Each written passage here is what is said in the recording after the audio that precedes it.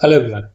অনেক বাবা মারাই আমাদের কাছে এসে বলেন যে আমার বাচ্চাকে আমরা কি হজমের ওষুধ খাওয়াবো, আর হজমের ওষুধের মধ্যে সব থেকে ভালো হজমের ওষুধ কোনটি।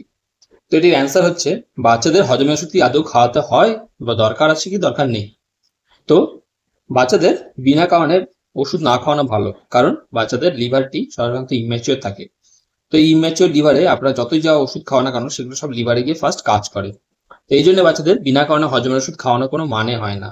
হজমের ওষুধ, পেট ফেঁপে গেল তাই জন্য হজমের ওষুধ খাওয়াচ্ছি, বা পেটটি ফুলে গেল তার জন্য হজমের ওষুধ খাওয়াচ্ছি, বমি করলো তার জন্য হজমের ওষুধ খাওয়াচ্ছি, গ্যাস হচ্ছে বা টকটক পটি করছে বা টকটক পা যে গ্যাস বের করছে সেটি আপনার টকটক গন্ধ বেরোচ্ছে বললে হজমের ওষুধ খাওয়াচ্ছি, সেগুলো নয়।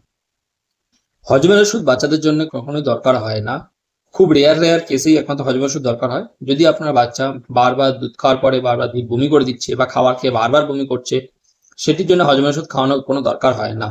কারণ বাচ্চাদের হজমের ওষুধ খাওয়ালে পরবর্তীকালে পেটের যে এনজাইমস গুলো আছে সেই এনজাইম গুলো নিজেরাই কাজ করার ক্ষমতা কমিয়ে পড়ে, যার জন্য বাচ্চাদের খাবার নিজে থেকে হজম করার ডাইজেশন পাওয়ারটি সেটি হারিয়ে যায়। এই জন্য বাচ্চাদের বিনা কারণে হজমের ওষুধ খাওয়াবেন না।